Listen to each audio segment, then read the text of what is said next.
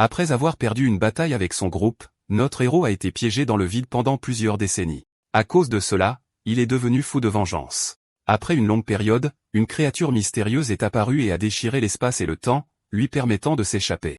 Mais quand il est revenu à la réalité, il s'est retrouvé dans un autre monde. Là, il a réalisé qu'il avait perdu ses pouvoirs, mais il possédait une compétence passive secrète, une compétence complètement surpuissante qui, si utilisée correctement, le rend invincible. Cette histoire est incroyable. Laissez un like sur la vidéo et abonnez-vous. Nous visons les 20 000 abonnés, et je compte sur votre soutien. L'histoire commence avec une belle femme criant à notre protagoniste, nommé Derek, de se préparer, l'avertissant que le portail s'ouvre dans 30 secondes. Mais Derek prend une gorgée d'une tasse sans s'inquiéter, disant qu'il a déjà reçu le message. Puis il se lève avec un air confiant, se rappelant qu'il a déjà sauvé son équipe auparavant. Son bras est couvert d'éclairs, et il dit qu'il s'agit simplement d'entrer, de sauver, et de rentrer pour le dîner. Agacée par son attitude, Sylvie le traite d'idiot en plaisantant et continue de se concentrer sur le maintien du portail. Puis elle crie que c'est l'heure, car le portail s'est enfin complètement ouvert. Derek est déjà dans son armure complète, annonçant que c'est le moment d'agir. Sans hésitation, le guerrier marche avec détermination et entre dans le vortex d'énergie violet. La scène change pour un décor de destruction, avec des gens à terre et beaucoup de sang sur le sol. Le visage tout contusionné, il se demande comment les choses en sont arrivées là. Dévasté, Derek aide un camarade alors qu'ils sont encerclés par des monstres en essayant de sauver un allié. Puis des jours, des années, ou des décennies passent alors qu'il flotte seul dans l'obscurité du vide. Maintenant plus âgé, il se souvient de ce jour tragique qui se répète sans cesse dans son esprit. Il pense que c'était censé être une mission simple, car il avait déjà maîtrisé le système par lui-même. Dans son souvenir, un allié lui crie de courir vers le portail, disant que Sylvie ne pourra pas tenir. Un autre souvenir montre l'équipe se disputant car il n'y avait pas le temps de sauver les autres. Avec une expression de douleur, il regrette d'avoir pensé qu'il pouvait sauver tout le monde à ce moment-là. À ce moment-là, il a couru vers le portail qui se fermait, criant qu'il pouvait encore sauver son ami. Il se traite d'idiot, pensant à comment son entêtement a mené à cette situation tragique. Le dernier souvenir le montre portant un ami, lui disant de continuer à marcher vers le portail. Il se traite de menteur, se souvenant du moment où un monstre l'a attaqué par derrière. Dans son souvenir, Sylvie désespère en voyant le portail sur le point de se fermer complètement. Plein de regrets, il se demande pourquoi il a essayé d'aider, suppliant le portail de tenir encore un peu. Dans le passé, il courait de toutes ses forces, criant au portail de ne pas oser se fermer devant lui. Puis il se jette en avant et tend le bras, essayant désespérément d'atteindre l'autre côté. Mais soudain, le portail se referme sur son bras, brisant tout avec un craquement. Le jeune Derek est sous le choc, ne comprenant pas ce qui venait de se passer. Son corps est envahi par une énergie violette alors qu'il essaie de comprendre la situation. De retour au présent, il se réveille du cauchemar en sursaut, complètement désorienté. Il tombe à genoux dans le vide, se demandant ce qu'il a fait pour mériter un tel sort. Il se demande si c'est parce qu'il n'était pas assez fort, ou peut-être que quelqu'un l'a trahi, mais il saisit son arme, essayant de croire que Sylvie et les autres viendront bientôt le sauver. Puis il attend dans le vide, comptant les jours jusqu'à ce que quelqu'un vienne le trouver. Sans savoir combien de temps s'est écoulé, il s'est entraîné avec son arme, à méditer et à renforcer son corps. Il a médité, pratiqué et s'est entraîné, tout cela dans l'espoir de pouvoir un jour revoir le soleil. Soudain, un son de notification résonne dans le vide, et il lève les yeux sans rien comprendre. Un écran d'erreur l'avertit que le système l'a détecté se déplaçant hors de la portée de contrôle, puis plusieurs alarmes d'erreur se déclenchent, et il panique, demandant d'attendre. Le système avertit que la connexion est en train d'être perdue et lui dit de retourner dans la zone de sécurité. Désespéré, il crie que c'est tout ce qui lui reste, mais la connexion au système est perdue. En désespoir de cause, il pleure et les supplie de ne pas lui enlever son système, son seul espoir. Avec un cri de colère, il frappe le vide, essayant de briser la barrière invisible de l'endroit. Il se sent piégé, car même sa grande vitalité ne le sauve pas de l'agonie de la régénération. Il pense que peu importe à quel point il devient fort, les fissures dans sa santé mentale ne font que s'élargir. N'ayant plus la force de se battre, il abandonne finalement tout et demande à mourir en paix. Il sent qu'il est à nouveau en train de se perdre, s'enfonçant lentement dans l'obscurité de cet endroit, mais alors une faille apparaît dans le vide comme un appel, et il décide de saisir cette chance. Un bruit de quelque chose qui se brise résonne dans l'endroit, et il se retourne pour regarder la fissure. Il pense voir des choses, mais ses yeux brillent lorsqu'il réalise que c'est une opportunité. Le poing serré, il remarque que la faille ne se referme pas, c'est une vraie sortie. Entouré d'énergie, il crie qu'il va enfin sortir de cet endroit, quoi qu'il arrive. Il rit sans se soucier de l'endroit où il va, rassemblant sa puissance pour briser complètement la barrière. Mais quelque chose d'étrange passe à travers la faille, le laissant confus, ne comprenant pas ce que c'était. Soudain, une explosion gigantesque se produit, projetant tout avec une force incroyable. Il est projeté en arrière, réalisant que c'était assez fort pour briser sa prison. Puis la créature qui a envahi l'espace pousse un rugissement assourdissant, révélant sa présence. Une tête de dragon émerge, et il plaisante en disant que ce n'est pas la bonne façon de saluer quelqu'un. Le monstre grogne contre lui, mais Derek propose d'apprendre les bonnes manières à la créature. Avec un sourire, il dit qu'il est curieux de voir sa force maintenant qu'il n'a plus le système. Sans perdre de temps, il charge en avant, son arme à la main, attaquant la bête. La créature riposte immédiatement, tirant un rayon d'énergie directement de sa gueule. L'explosion est gigantesque, et Derek tente de se défendre de l'attaque avec sa propre arme. Il parvient à esquiver quelques coups mais réalise qu'il n'échappera pas à la prochaine attaque. Puis il est touché directement par l'explosion et projeté au loin par l'impact. Allongé sur le sol, il fixe le monstre et le traite de sale bâtard, tout en récupérant. Il grogne de douleur, réalisant que la blessure prouve que ce n'est pas une hallucination. En voyant sa main en sang, il sourit et confirme qu'il est maintenant sûr à 100%. L'esprit clair, il dit que ça fait longtemps qu'il n'a pas saigné et que la mort est une bonne échappatoire. La créature n'attend pas et commence à préparer une nouvelle attaque magique devant lui. Mais Derek tape fermement du pied sur le sol, se préparant à riposter de toutes ses forces. Il raconte qu'après des décennies de captivité, il a enfin trouvé une chance de se frayer un chemin vers la sortie. La créature n'aime pas l'idée et pousse un rugissement furieux, se préparant à l'attaque.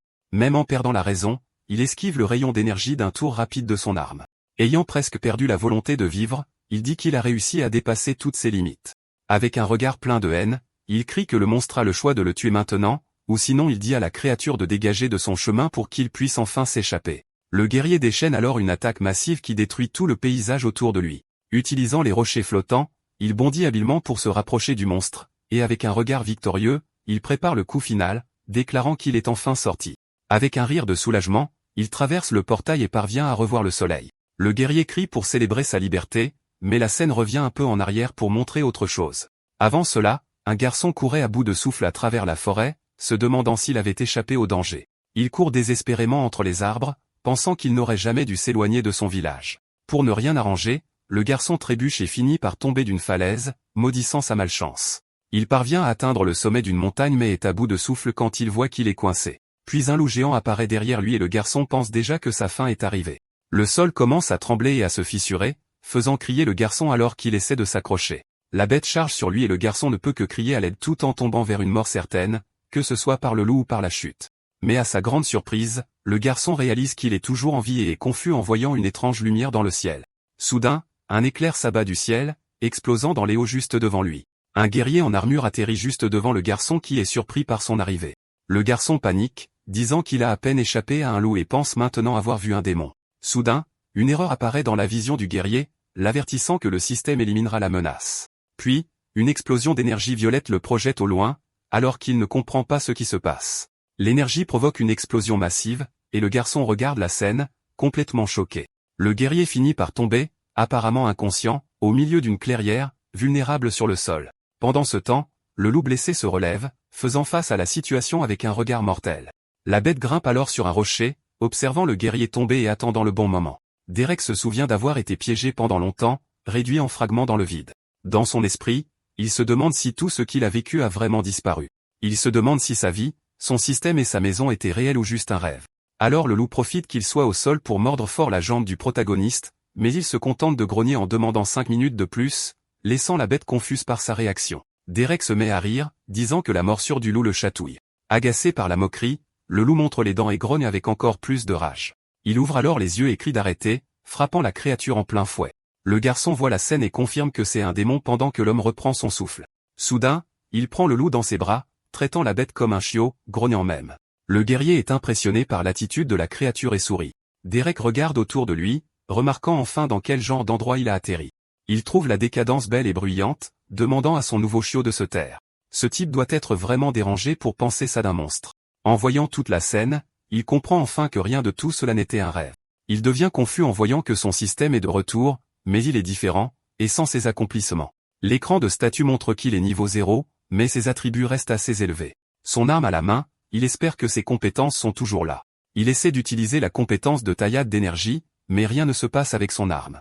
Avec un air embarrassé, il ne comprend pas ce qui s'est passé pendant que le loup le fixe. Il s'irrite et essaie d'utiliser la compétence plusieurs fois, mais aucune ne fonctionne. Le guerrier se souvient de l'erreur du système, se demandant pourquoi les compétences ne s'activent pas.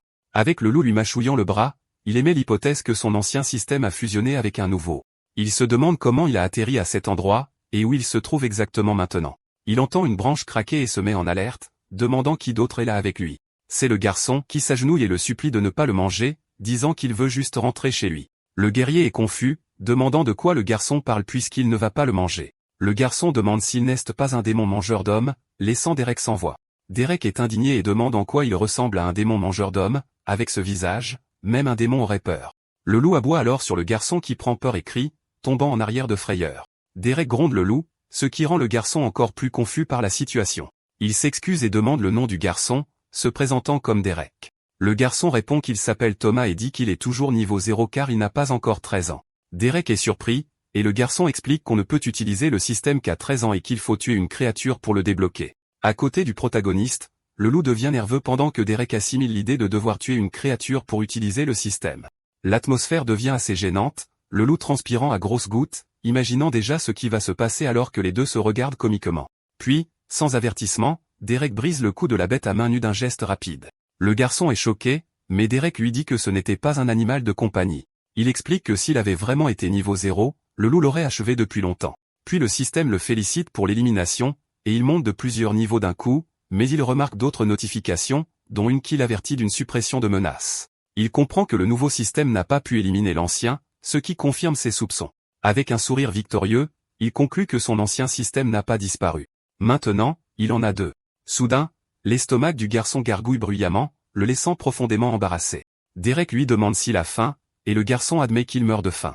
Sans cérémonie, ils allument un feu de camp et commencent à faire rôtir la viande du loup pour la manger. Il offre de l'éau au garçon qui le remercie et la boit d'un seul coup. Derek l'avertit d'y aller doucement, et le garçon réalise qu'il a exagéré, se sentant embarrassé. Le protagoniste pense alors qu'il lui suffit de trouver comment accéder à nouveau à son système d'origine. Puis il a l'idée d'acheter la méditation dans le nouveau système pour voir ce qui se passe. Soudain, son corps est englouti par la foudre, et le système avertit qu'une compétence dormante a été trouvée. La fusion se termine avec succès, et il se remet de la douleur, sentant comme si tout brûlait. Puis le système signale que la méditation a évolué, et il se demande s'il a encore ses anciennes compétences. Il comprend qu'elle fusionne avec les nouvelles, et sourit, réalisant qu'il sera plus fort qu'avant. Peu de temps après, le garçon demande si c'est une bonne idée de se couper les cheveux en marchant dans la forêt. Mais Derek le rassure, disant que la machine à mana fait tout le travail toute seule. Il aborde alors leur marché, disant qu'il ne le ramènera chez lui que s'il lui parle de cet endroit. Le garçon accepte et commence à expliquer que tout ici est régi par le grand système. Il dit que son grand-père croit que le système est juste et que tout le monde devrait lui en être reconnaissant. Mais la vérité est que le système n'est pas juste du tout, car les nobles ont des avantages. Ils utilisent leur pouvoir pour maintenir tous les autres en bas, comme s'il était enchaîné. Pour aggraver les choses, ils trichent avec le système pour obtenir des avantages et creuser l'écart de pouvoir. La haine dans les yeux, le garçon dit qu'à cause de la cruauté des nobles, ses parents. Derek lui dit alors de faire attention à ses cheveux, et Thomas le supplie rapidement de ne pas le tuer. Mais Derek lui dit de se détendre, en plaisantant qu'il ne le tuera pas avant de voir à quel point c'est moche. La coupe de cheveux terminée, il félicite le garçon d'avoir survécu, et le garçon remercie le système. Cela confirme déjà que dans ce monde, le système est traité comme une divinité. La scène passe au jour suivant, et Derek réveille Tommy qui dormait profondément. Le garçon se réveille un peu hébété, et Derek lui demande par où se trouve son village. Il dit qu'il vient du village de Rena, et Derek prend soudain un air effrayé. Puis le garçon s'enfuit en courant, criant le nom d'un certain Monsieur Jones, laissant Derek derrière lui. Mais il s'arrête à la porte d'une maison, choqué de voir une traînée de sang sur le sol. À l'intérieur, il trouve Monsieur Jones gisant sans vie dans une mare de sang. Le garçon se fiche de peur, et Derek s'approche, posant une main sur son épaule. Il demande si c'était son grand-père, mais le garçon dit que c'était juste un vieil homme gentil. Désespéré, il crie que cela n'aurait pas pu arriver, car l'homme était presque niveau 30. Derek a l'air confus, demandant si le niveau 30 est censé être considéré comme fort. Indigné, le garçon hurle qu'à ce niveau, rien dans la forêt ne pourrait même l'égratigner, mais Derek croise les bras et révèle que le loup qu'il a tué était niveau 53. L'image montre le moment où il a brisé le cou de la bête, prouvant ce qu'il a dit. Le garçon ne le croit pas, disant que c'est impossible et que Derek doit mentir. Puis il panique, criant qu'ils doivent retourner avertir le chef Rena immédiatement. Pendant ce temps, Derek pense que le garçon n'a peut-être même plus de maison où retourner en sécurité. La scène se déplace dans la forêt, où un mystérieux orbe vert brille et émet un son étrange. Puis un loup similaire à celui que Derek a tué s'approche lentement de l'orbe, attiré par son pouvoir. La bête se rapproche, reniflant l'énergie émanant de l'objet mystérieux au sol. Soudain, le loup grogne, et ses yeux brillent alors qu'il est possédé par une force malveillante. Un esprit géant et terrifiant se matérialise soudainement devant le loup. La créature squelettique écrase le loup au sol, faisant trembler les arbres environnants. Le monstre d'eau révèle sa forme complète, avec un regard vide et des flammes vertes dans les yeux. La scène passe au village de Rena, qui semble paisible et calme sous le soleil du matin. Là, une femme demande si sa fille peut porter un sac lourd qu'elle a fait tomber. La fille répond qu'elle le peut puisqu'elle a débloqué le grand système et peut maintenant aider sa mère. Elle dit que cela la rend forte, mais la mère remarque que sa fille tremble d'effort. La mère dit que si la fille demande gentiment, son père lui donnera du cuir. Excitée, la fille dit que de cette façon, elle peut améliorer sa compétence d'artisanat du cuir. La mère sourit et dit qu'il la laissera peut-être même aider à dépecer l'animal chassé. Mais la fille est horrifiée à cette idée, répétant le mot dépecer avec dégoût. Avec une expression paniquée, elle demande si elle doit vraiment dépecer l'animal. La scène revient alors à 2 semaines plus tôt, avec son père l'emmenant débloquer le système. Il lui montre un monstre de niveau 10, un cadeau spécial pour sa cérémonie. C'était un mignon renard de niveau 10 qui semblait complètement inoffensif et calme. Traumatisée, la fille pleure en se souvenant de l'animal mort, regrettant d'avoir dépensé son point de compétence. La mère essaie de la réconforter en lui disant qu'elle s'y habituera, mais regrette que la créature ait été si mignonne. Soudain, le bruit d'une explosion interrompt leur conversation, les effrayant toutes les deux. La mère crie pour appeler son mari qui apparaît blessé et lui dit d'emmener leur fille à la portée. Elle court avec la fille et demande ce qui se passe, et il l'avertit que ce sont des bêtes puissantes. Puis la fille appelle son père, qui lui dit de simplement obéir à sa mère à ce moment-là. Une lance à la main, l'homme insiste pour que sa femme s'enfuit immédiatement avec leur fille. Puis il leur dit au revoir, leur disant qu'il les aime et leur demandant de rester en sécurité. De loin, on voit le village de Rena entièrement en flammes, une scène de destruction. La fille demande si son père ira bien, et la mère lui assure que lui et le chef sont forts. Avec un sourire forcé, la mère court, disant qu'elle sait qu'il reviendra vers elle. La scène change pour un groupe de chevaliers, et le chef annonce que le village de Rena est à 1 jour de distance. Le chef sourit avec confiance, disant que s'ils se dépêchent, ils arriveront avant la tombée de la nuit. La fille et sa mère de tout à l'heure font partie du groupe. Elle se serre dans les bras alors que le chef continue de dire à tout le monde de ne pas paniquer, mais soudain une patte géante s'écrase sur le sol, et le chevalier se retourne sous le choc. Une énorme bête rugit à son visage, le paralysant de peur. Le monstre attaque alors sans pitié, et l'homme ne peut que crier à tout le monde de fuir. Le corps du chevalier tombe devant elle, laissant la fille sous le choc. La créature fixe les survivants, son visage couvert de sang et ses yeux pleins de malice. Puis le loup se redresse et fait face à la mère de la fille, qui l'appelle avec effroi. Appelant la fille Brandy, la mère lui ordonne de courir, mais la fille refuse de l'abandonner. Voyant le monstre bondir pour attaquer, la mère crie à nouveau à sa fille de fuir maintenant. La fille regarde avec horreur la bête foncer sur elle. Avec sa lance, la mère bloque l'attaque du loup, utilisant toutes ses forces pour ne pas céder, mais d'autres loups la renversent, et elle pense qu'elle doit juste tenir pour que Brandy puisse s'échapper. Tombée et blessée, elle accepte la mort tant que sa fille peut se mettre en sécurité. Les larmes aux yeux, elle se relève et court avec toute la détermination qui lui reste, mais dans sa précipitation, elle finit par percuter quelqu'un en armure, sans voir qui c'était. Allongée au sol, elle entend une voix demander s'il aimerait de l'aide, par hasard. Indigné, Thomas donne un coup de pied à Derek et lui crie s'il est aveugle et ne voit pas ce qui se passe. Brandy, observant la scène, se met à pleurer et supplie qu'on l'aide, complètement désespéré. Thomas court alors pour la serrer dans ses bras, lui demandant si elle va bien, car ils ont vu la fumée. Brandy les supplie de ne pas laisser sa mère mourir, et Derek accepte tout en activant une compétence. Sans hésitation, il libère une énergie qui tranche le loup en deux d'un seul coup. La mère de la fille est couverte de sang et complètement sous le choc, ne comprenant pas ce qui vient de se passer. Derek fait face au loup restant et dit que l'expérience de les tuer serait bonne pour les autres. Indignée, la femme crie qu'elle se fiche de l'expérience et lui dit d'achever les bêtes. Avec un sourire aux lèvres, Derek fait craquer son cou et dit que ça va être amusant. Les 3 loups ne perdent pas de temps et foncent sur lui de toute leur force. D'un regard froid, il attrape la patte d'une des bêtes au sol, puis il la lance au loin avec une force incroyable, provoquant une petite explosion lorsqu'elle frappe directement l'un des loups. Derek se déplace avec agilité, esquivant et frappant les monstres à grande vitesse. Les poings couverts d'énergie, il achève les bêtes avec des coups précis et brutaux. Ses yeux brillent de puissance, montrant qu'il n'a même pas eu à forcer pour se battre. Au milieu des corps, il se plaint d'avoir eu tort et que ce n'était pas amusant du tout. D'un air ennuyé, il grogne que ces loups étaient bien trop faibles pour lui. Soulagé, Brandy court serrer sa mère dans ses bras, pleurant et criant de joie. La fille pleure, inquiète pour son père, mais la mère essaie de la calmer, en lui disant qu'il est fort. Mais elle pense que son mari n'est pas aussi fort que Derek, et que personne au village ne peut se comparer à lui. Elle le remercie de les avoir sauvés mais demande qui il est, car personne ici n'est aussi puissant. Il dit qu'il ne fait qu'escorter le garçon au village, et les invite à se joindre à eux, en taquinant Thomas. Thomas essaie de protester, voulant qu'il aille voir le village, mais Derek le coupe, disant que l'accord était seulement de le ramener chez lui. Il continue de marcher et explique que, d'après ce qu'ils ont vu dans la forêt, le village doit déjà être détruit. La femme a l'air confuse et demande ce qu'il veut dire, se demandant si les Grassfall l'ont envoyé. Avec un visage montrant qu'il n'a rien compris, Derek répond simplement que non. Mais Thomas insiste, le tirant et disant qu'ils doivent y aller car il pourrait encore y avoir des survivants. Derek l'interrompt en disant « Moi », laissant Thomas complètement confus par sa réponse. Il regarde le garçon et dit que ce sera lui qui se battra, pas « nous », laissant le garçon sans voix. Puis il lui rappelle que le contrat était seulement de le ramener chez lui en échange d'informations, rien de plus.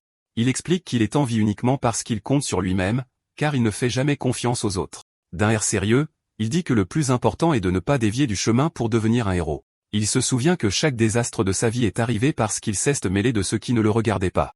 Indigné, Thomas crie que ça n'a pas d'importance car maintenant il est fort et devrait aider, mais Derek se moque de lui en disant qu'il parle exactement comme un garçon de 12 ans. Le garçon le frappe, hurlant que rien ici ne peut le blesser et qu'il n'a besoin de personne. Pleurant de colère, il crie que Derek se comporte juste comme un énorme salaud avec eux. Et à la surprise de tous, Derek est simplement d'accord avec la déclaration du garçon. Il explique qu'il est un salaud dans un monde où les salauds vivent et les héros meurent, conseillant le garçon.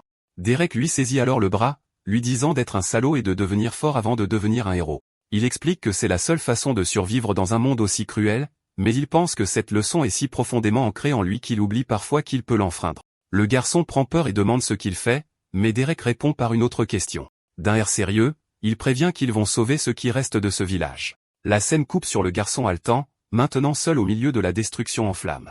Soudain, un monstre géant et difforme rugit et fonce vers eux, mais Derek prépare son arme, fixant la bête qui lui rugit en retour. Puis, avec une frappe d'énergie massive, il tranche la créature en deux d'un seul coup. Il marche ensuite en silence à travers le village en ruine, entouré par le feu et la dévastation. Thomas pense que Derek savait déjà que ce serait comme ça, et l'a amené pour affronter la réalité. Derek lui demande alors s'il comprend, expliquant que c'est ce qui arrive quand on n'est pas fort.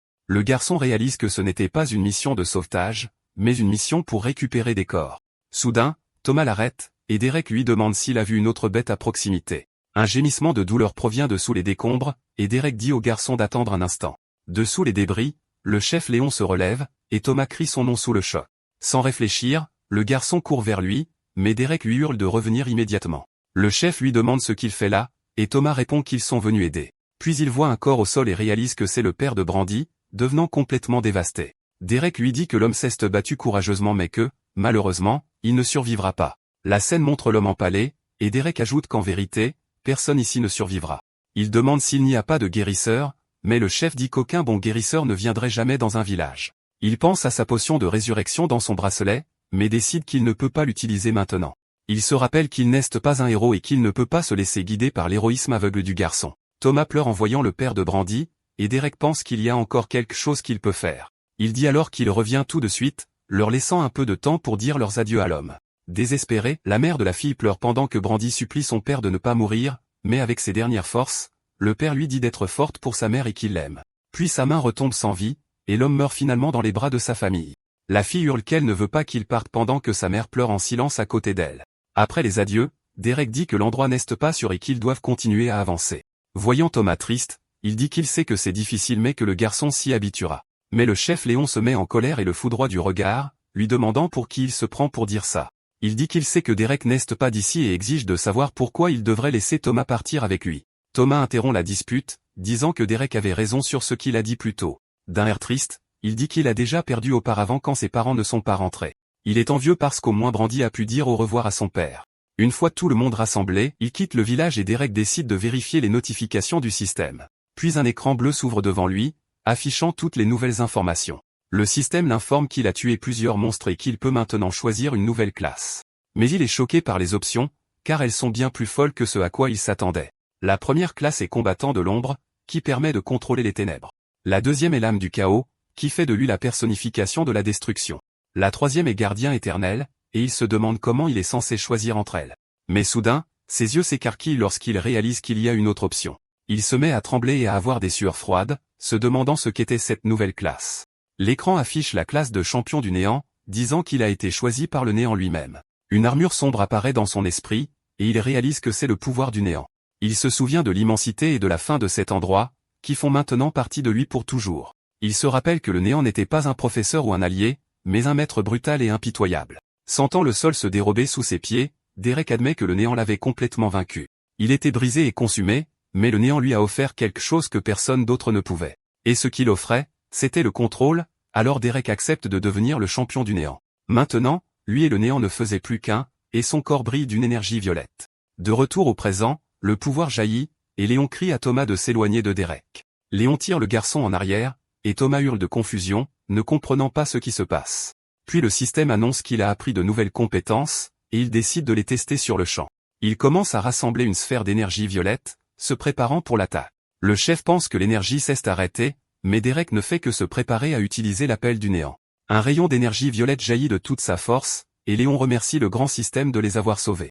Avec un sourire malicieux, Derek trouve ce nouveau pouvoir absolument incroyable. Le rayon d'énergie frappe la forêt lointaine, provoquant une explosion massive. Le chef et Thomas regardent, incrédules, l'appelant par son nom sous le choc.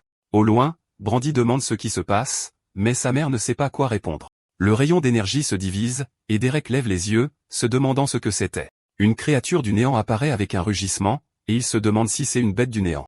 Il reste là, sans voix devant le spectacle, trouvant cela incroyable à voir. Terrifié, Léon demande à Thomas où il a trouvé un type comme ça. Au loin, Brandy demande à nouveau ce qui se passe, mais sa mère ne peut toujours pas l'expliquer.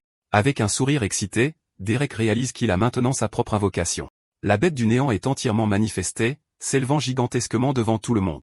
Il demande comment il devrait l'appeler, et suggère à Cher, la créature grognant en réponse. Derek remarque que la bête est plus petite que l'autre, mais dit qu'il peut s'en accommoder. Le chef Léon panique en voyant son sourire, demandant si Derek est fou, mais Thomas dit que non, bien qu'il soit aussi stupéfait. Le garçon explique qu'il pense que Derek peut contrôler le monstre pendant que Derek ordonne à la créature de s'asseoir. Quand le monstre n'obéit pas au début, Derek lui ordonne à nouveau de s'asseoir, mais il attaque. L'impact envoie Derek voler sur plusieurs mètres, soulevant débris et poussière. Thomas crie le nom de Derek, mais Léon le retient, lui ordonnant de rester en arrière. Soudain, une main brillante frappe le sol avec force. Portant sa nouvelle armure, Derek prévient que Asher n'aurait pas dû faire ça, car maintenant il va devoir le tuer. Le visage blessé, il se tourne vers les deux et leur ordonne de partir d'ici immédiatement. Il active sa lame d'énergie, disant qu'il ne veut personne sur son chemin. Le guerrier essaie d'utiliser la compétence d'identification, mais le système l'avertit que la créature n'est pas de ce monde. Il se souvient qu'il a à peine réussi à égratigner l'autre monstre et se prépare à un combat difficile. Sachant qu'il n'y a pas de place pour l'erreur, il s'élance de toutes ses forces vers la bête du néant. La créature essaie de mordre Derek, qui s'approche l'air déterminé, mais la bête bloque son attaque avec son bras, le laissant surpris par sa force. Puis le monstre contre-attaque avec un coup puissant, et il se prépare à l'impact. Le coup est si puissant qu'il le projette au loin, le faisant voler sous la force de l'impact. Au sol, il n'en revient pas et se demande comment la créature a pu être aussi rapide. La bête se téléporte et attaque à nouveau, mais il esquive à la dernière seconde, mais le monstre tire un autre rayon et le touche directement, le faisant hurler de douleur. Vaincu, il pense que s'il fait le mort, la créature se lassera peut-être et le laissera tranquille, mais la bête ne tombe pas dans le panneau et charge une attaque massive pour en finir avec lui une bonne fois pour toutes. La créature le frappe à plusieurs reprises, mais il refuse d'accepter ce qui se passe. Avec sa santé à 20%, il active la méditation pour essayer de récupérer. Même en guérissant, il sait qu'il doit se débarrasser de ce monstre le plus vite possible. Il se lève et fonce, son arme à la main, tentant une attaque directe sur la créature, mais la bête est plus rapide et réussit à saisir sa lame avec une de ses mains. Puis la créature le frappe de toutes ses forces, et sa barre de vie continue de chuter rapidement. Sa santé chute en flèche alors que la créature le bête sans pitié, le laissant plus blessé à chaque coup. De loin, Thomas pleure et prie pour que Derek survive à ce combat. La créature charge alors une attaque d'énergie sombre, ce qui inquiète Derek. Il réalise qu'il subit trop de dégâts, et que même la méditation ne suffira pas à le soigner. Sa santé continue de chuter de façon drastique, montrant la puissance écrasante de la créature. Allongé sur le sol, il pense qu'il lui faut quelque chose pour riposter avant qu'il ne soit trop tard. Le visage couvert de sang, il trouve une compétence et dépense son point en maîtrise des armes lourdes. Le système l'avertit alors qu'il va fusionner les compétences, et il hurle de douleur sous l'effet du processus. La fusion se termine avec succès, et sa nouvelle capacité atteint instantanément le niveau 20. Avec la compétence entièrement améliorée, une énergie bleutée jaillit violemment du sol. Désormais plus fort, il charge la bête sans hésitation. Enveloppé d'énergie, il bondit avec un regard déterminé, prêt à mettre fin au combat. Il essaie de percer la défense du monstre, demandant juste un peu plus de force. Mais il réalise qu'il ne peut pas trancher, car le néant annule toutes ses attaques. Il décide alors qu'il est temps de combattre le mal par le mal, en utilisant sa nouvelle capacité. Avec ses mains, il commence à canaliser l'énergie du néant, se préparant pour le coup. Avec un cri, il libère le pouvoir, et l'armure de la créature commence à se fissurer sous l'impact. L'attaque s'intensifie et crée un vortex d'énergie, détruisant tout aux alentours. Finalement, il atterrit au sol, épuisé et blessé mais victorieux après la bataille.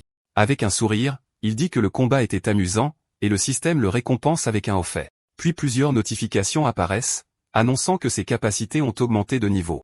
La scène se déplace vers un endroit élégant, et un serviteur informe sa maîtresse qu'elle voudra voir ça. Le rapport confirme la présence d'une bête du néant, et la femme trouve la nouvelle assez intéressante. D'un regard froid, la femme encapuchonnée ordonne qu'un chasseur soit envoyé sur les lieux. La scène revient aux survivants, et une femme aperçoit le groupe, reconnaissant qui arrive. Le chef Léon revient enfin avec les autres, et les gens célèbrent son retour. Les villageois entourent le chef, demandant si tout le monde est en sécurité et où sont les autres, mais le chef est sans voix, incapable d'annoncer la terrible nouvelle à son peuple. La douleur et la colère dans les yeux, il serre les dents, se remémorant tout ce qui s'est passé. Puis un homme dit qu'il n'y a plus rien où retourner, laissant tout le monde sous le choc. Dévasté, il dit qu'il a échoué en tant que chef et qu'il aurait dû mourir avec les autres. Soudain, Thomas crie en voyant Derek, qui se moque du garçon de l'avoir cru mort. Gêné, le garçon nie et dit qu'il est juste content que Derek soit revenu sain et sauf. Puis Derek s'approche des deux femmes et, avec sérieux, leur présente ses condoléances. Il révèle qu'il a stocké le corps du mari de la femme dans son bracelet, afin qu'ils puissent organiser des funérailles une fois en sécurité. La femme est choquée et demande s'il a vraiment fait ça pour eux, n'arrivant pas à croire à sa gentillesse. Reconnaissante, elle le remercie pour ce geste, et Derek hoche simplement la tête en réponse. La scène passe à la nuit, montrant le camp improvisé des survivants sous le clair de lune. Le chef Léon dit à tout le monde de rester près du feu, mais un des hommes dit que nulle part n'est sûr maintenant. Seul près des flammes, le chef Léon fixe le feu, perdu dans ses sombres pensées. À proximité, Thomas en profite pour demander à Derek ce qui est arrivé à la bête du néant.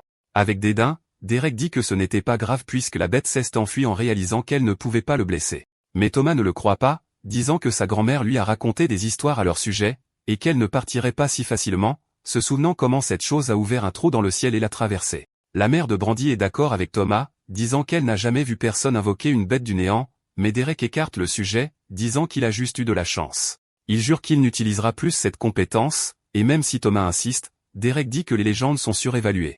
Le lendemain matin, la mère de Brandy réveille tout le monde en criant qu'ils doivent se dépêcher s'ils veulent atteindre Rena avant le coucher du soleil. Alors qu'il marche sur la route, Derek sent quelqu'un tirer sur son bras et se retourne pour voir ce que c'est. C'est Brandy qui lui demande si elle peut garder quelques animaux, laissant Derek perplexe face à sa demande. Elle explique alors qu'elle parle des animaux stockés dans son bracelet, car elle a surpris leur conversation la nuit dernière. N'y voyant aucun problème, il accepte et sort de son inventaire une créature morte qui ressemble à un lapin. Il le lui donne, en la prévenant que les autres sont gros et qu'il les lui donnera plus tard, et la jeune fille le remercie. Derek lui demande pourquoi elle le voulait, et Brandy se contente de serrer la créature dans ses bras avec un air triste. La scène montre un flashback de son père lui montrant un animal mignon qu'elle a dû tuer pour éveiller son pouvoir. En pleurant, la jeune fille révèle qu'elle a utilisé son poing en artisanat car elle veut fabriquer des armures pour protéger le village. Elle se souvient du sourire de son père et dit qu'elle ne veut tout simplement pas que quelqu'un d'autre soit blessé. Derek la regarde en silence, se demandant comment on peut réparer ce qui est déjà cassé. Puis il dit qu'il a d'autres animaux et qu'il peut tous les lui donner, pensant qu'il n'est peut-être pas obligé de tout faire seul. La scène change pour montrer une porte où un garde se plaint de n'avoir rien à faire de leur histoire. Il fait face aux survivants et les prévient qu'il ne peut pas les laisser entrer sans identification car ce n'est pas lui qui fait les règles. Indignée, la mère de Brandy se met en colère et lui crie d'aller trouver cette soi-disant Rena, mais le garde se moque d'elle, disant qu'il n'abandonnera pas son poste et que cela devient plutôt divertissant. En voyant la scène, Derek exige que le chef Léon agisse, lui rappelant qu'il est censé être le leader ici. Avec un regard perdu, Léon se demande s'il peut encore être appelé chef maintenant qu'il a abandonné son peuple. La mère de Brandy reste devant la porte, expliquant que le groupe a absolument tout perdu, mais le garde refuse avec un sourire narquois, disant que c'est un décret et qu'ils ne sont pas autorisés à entrer. Alors Derek s'avance et demande qu'il arrêterait s'il décidait d'enfreindre cette règle sur le champ. La mère de Brandy est surprise par son attitude, se demandant s'il est fou de vouloir tuer le garde. Le garde provoque alors Derek, disant que leur donner une leçon rendrait sa journée intéressante, mais la femme retient Derek, l'avertissant que tuer un noble ne ferait qu'empirer les choses pour tout le monde. Déçu, le garde marmonne que c'est dommage qu'elle ait au moins un peu de bon sens. Soudain, les portes commencent à s'ouvrir, et le garde se retourne, confus par ce qui se passe. En sortent Wallace Grasfall, un noble, et Rena, la chef de ce village, avec une présence imposante. Rena demande ce qu'ils font là, car un chasseur a rapporté avoir vu de la fumée en direction du village. En apprenant la tragédie, elle présente ses condoléances et invite tout le monde à entrer, disant qu'ils auront toujours une place ici. Puis elle se tourne vers le noble et lui ordonne de maîtriser ses hommes, car ces gens sont sous sa protection. La femme la remercie, et Rena lui dit de ne pas s'inquiéter, qu'elles parleront plus à l'aise chez elle. Rena l'avertit d'être prudente, car un autre genre de bête rôde près de ses murs. Indigné, le noble crie sur Rena, lui demandant si elle a oublié sa place et son autorité. Imperturbable, Rena lui dit de partir, lui rappelant que sa place est à Torette, pas ici. Furieux, il menace de tout les écraser comme des insectes, mais elle le provoque, lui demandant s'il veut déshonorer encore plus sa famille. En entendant cela, le noble recule, et Derek pense que son contrat avec Thomas est enfin terminé. Mais il décide de rester, pensant qu'il vaut mieux en apprendre sur ce monde ici que d'errer seul dans la forêt. Rena se tourne alors vers lui et l'invite à entrer, disant que les amis de Léon sont les bienvenus. Derek hésite un instant à l'invitation, mais balbutie et accepte d'entrer dans le village avec eux. Alors qu'il passe devant elle, le guerrier dégage une aura étrange qui met la chef du village en alerte. Elle le regarde avec méfiance, se demandant quel genre de pouvoir sombre il possède. La scène passe aux grands-parents de Thomas, sa grand-mère se plaignant que Rena met trop de temps. Le grand-père essaie de la calmer, mais elle crie qu'elle ne peut pas se détendre alors que son petit-fils a disparu.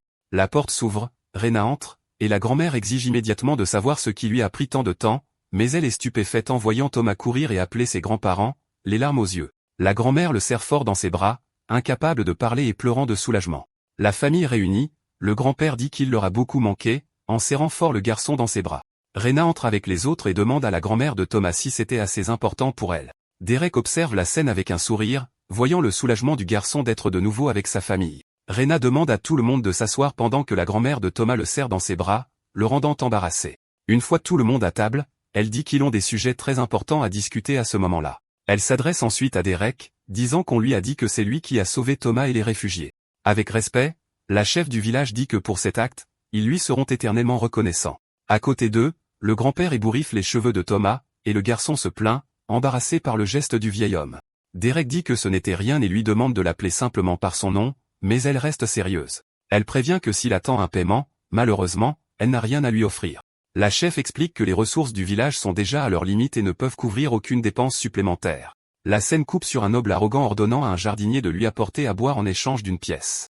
Derek demande alors avec un sourire narquois si elle parlait de paiement, la prenant au dépourvu, mais il explique que Thomas l'a déjà payé avec son aide, et le garçon acquiesce immédiatement. Puis il change de sujet, disant que leur vrai problème maintenant est la forêt voisine. Surprise, Rena se penche en avant et lui demande s'il sait ce qui s'y passe. Regardant la carte sur la table, Derek dit à tout le monde qu'il a une idée pour résoudre le problème.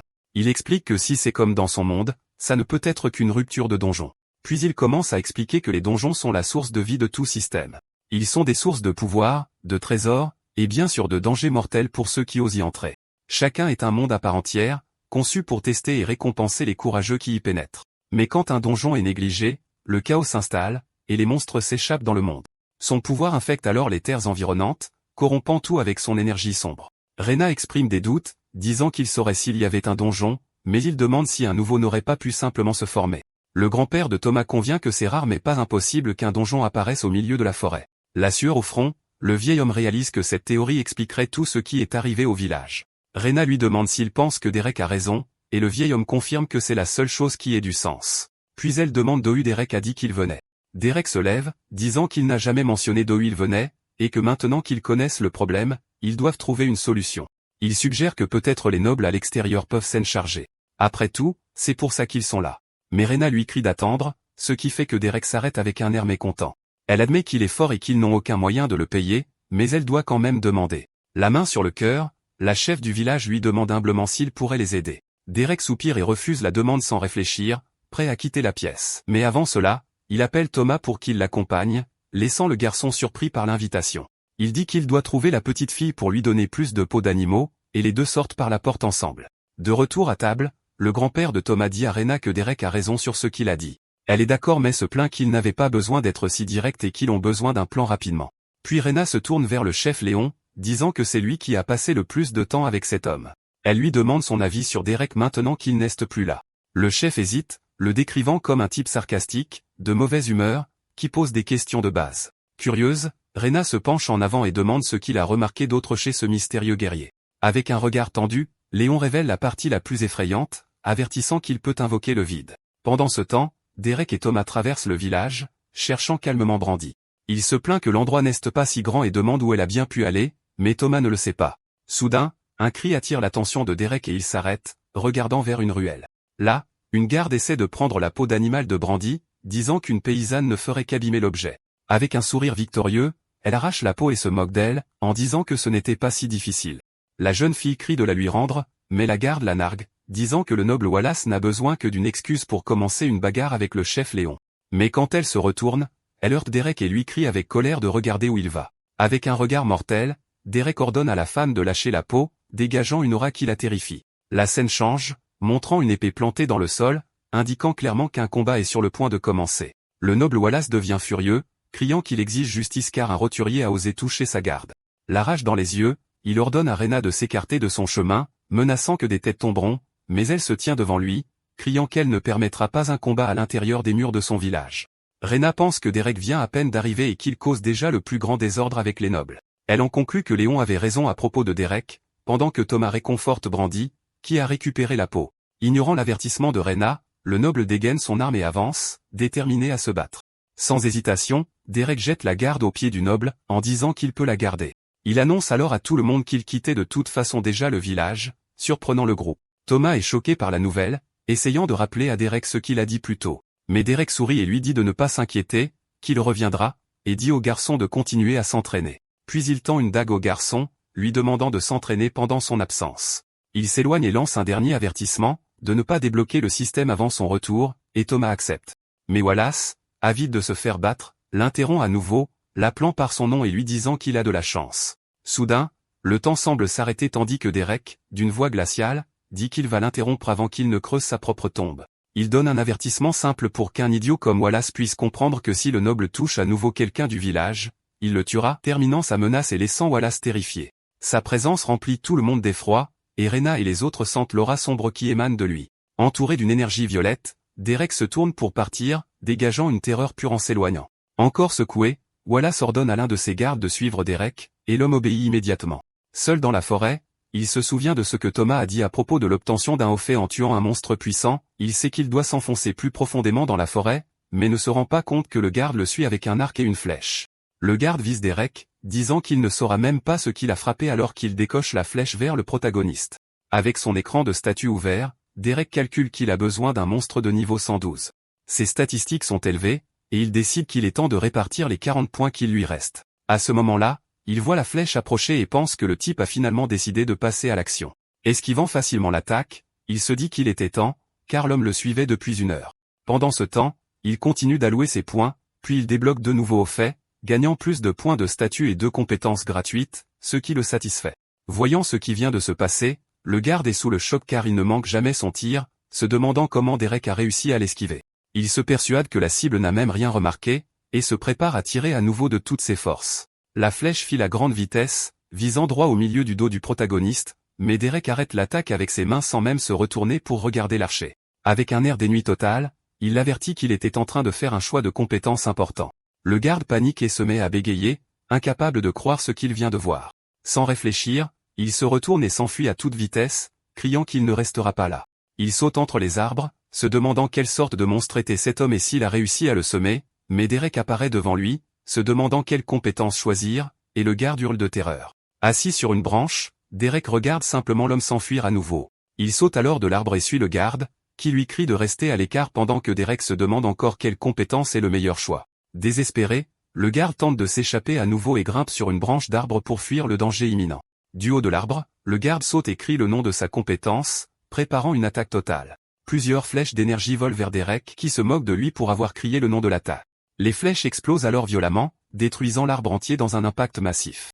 Épuisé, le garde regarde la poussière et se demande s'il a finalement réussi à atteindre sa cible. Mais Derek apparaît juste derrière lui et dit que c'était tout juste, laissant le garde sous le choc. Il explique qu'il a déjà choisi sa compétence et frappe le garde à la nuque, l'assommant instantanément. De retour au camp, le noble hurle en voyant son garde, Geoffrey, revenir complètement amoché, montrant clairement que Derek s'est un peu amusé avec lui. Le noble demande s'il a réussi à tuer la cible, mais le garde tremblant nie. Gravement blessé, il admet qu'il n'a même pas pu égratigner Derek, laissant le noble stupéfait. Wallace, en colère, ordonne à ses hommes de plier bagages, annonçant qu'il retourne immédiatement à Torette. L'un des gardes a l'air confus et demande s'il fuit le combat qui était sur le point de commencer. Mais avec une expression sérieuse, Wallace nie et dit qu'ils vont seulement chercher des renforts avant de revenir. En marchant dans la forêt, Derek commence à utiliser sa compétence d'identification sur tout ce qu'il voit. Il pointe les arbres et les rochers, et grâce à cela, sa capacité monte enfin de niveau.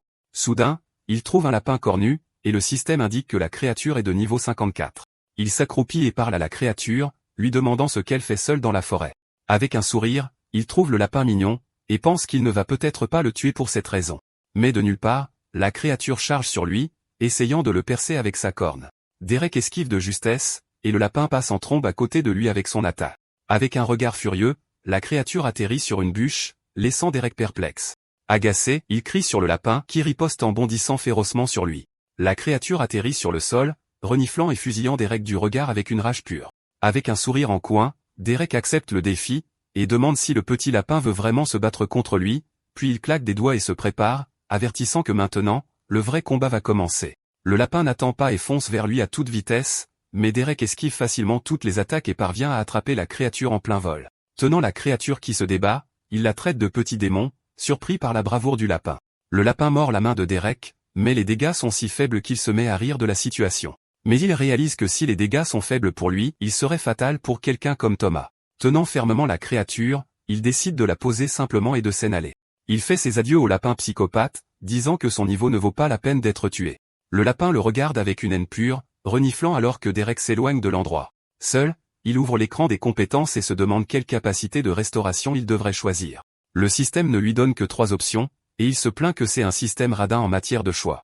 La première est un remède anti-poison, qu'il écarte immédiatement, et la seconde est le vol de vie. La troisième est la régénération, une capacité de guérison axée sur une seule cible, et il trouve l'idée intéressante. Il pense que le vol de vie le guérirait davantage, mais que la régénération pourrait être utilisée sur d'autres. Sans trop réfléchir, il tapote l'écran et apprend avec succès la compétence de régénération. Avec un sourire, il pense que c'est bien d'avoir cette capacité au cas où il aurait besoin de guérir quelqu'un à l'avenir, mais il soupire, se demandant pourquoi il a même quitté le village pour un stupide au fait du système. Il regrette de s'être enfui dans la forêt après avoir été seul si longtemps et se demande s'il va bien, mais il se persuade qu'il a causé des ennuis et a failli les tuer, donc c'est mieux ainsi. Soudain, quelque chose le frappe violemment, le faisant se tordre de douleur sous l'impact. Il se retourne et crie de confusion, réalisant que c'est le même lapin qu'avant. Agacé, il demande si la créature le suit et est choqué quand le lapin charge à nouveau. Soudain, un loup blessé sort des buissons, et le lapin charge la menace avec un regard mortel. La créature attaque le loup sans pitié, laissant Derek choqué car il pensait que les lapins étaient herbivores. Voyant le lapin couvert de sang, il conclut que la créature n'est pas seulement un psychopathe mais aussi un idiot. À bout de patience, il décide de laisser le lapin l'accompagner mais l'avertit de ne pas se mettre sur son chemin. Les deux voyagent alors ensemble et campent même, Derek faisant rôtir de la nourriture sur le feu. Le lapin se révèle être un bon chasseur, et Derek le caresse, remarquant que cela semble lui plaire. Ils dorment même ensemble, montrant qu'ils tissent un lien de camaraderie. Le lendemain matin, Derek s'étire et appelle le lapin meurtrier pour continuer le voyage, mais il remarque que la créature a cessé de le suivre et se retourne, confus de voir ce qui s'est passé. Derek réalise qu'ils ont atteint une zone sombre remplie de racines tordues et d'ossements éparpillés sur le sol. Il comprend que c'est la limite du lapin, car il tape de la patte, confirmant sa décision. En lui disant au revoir, il lui dit de ne pas lui souhaiter bonne chance car rien là-bas n'a la moindre chance contre lui. Il continue de marcher, pensant que tôt ou tard, les adieux allaient de toute façon se produire. Avec de la peine et de la tristesse sur son visage, il essaie de se calmer alors que la solitude commence à lui peser à nouveau.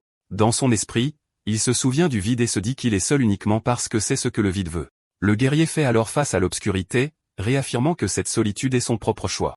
Soudain, il aperçoit l'orbe vert et utilise sa compétence d'identification dessus. Le système signale qu'il s'agit du donjon immortel, niveau 100, et il se dirige vers lui.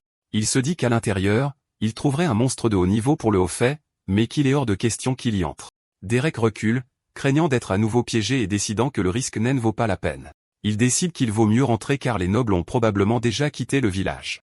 Avec un soupir, il se retourne et marmonne que tout ce voyage était une perte de temps. Mais de nulle part, un monstre squelettique jaillit du sol, l'attaquant avec des griffes d'énergie. Le système l'identifie comme une goule acide, niveau 115, et Derek sourit à cette nouvelle. Il saisit son arme, disant qu'il a accumulé toute cette frustration et qu'il a maintenant besoin d'une cible. Avec une énergie bleue qui s'écoule, il crie qu'il est temps de se défouler sur quelqu'un, et charge en avant. D'un geste rapide, il coupe le bras de la créature avant même qu'elle ne puisse réagir. Il se moque d'elle, demandant si c'est tout, car il attendait beaucoup plus d'un monstre de niveau 100, mais la créature se régénère instantanément et l'attrape, refermant fermement son poing autour de lui. Une aura rouge les entoure tous les deux alors que Derek lutte pour se libérer. Quand il réussit enfin à s'échapper, il glisse sur le sol et admet que la chose est un peu plus forte qu'il ne le pensait.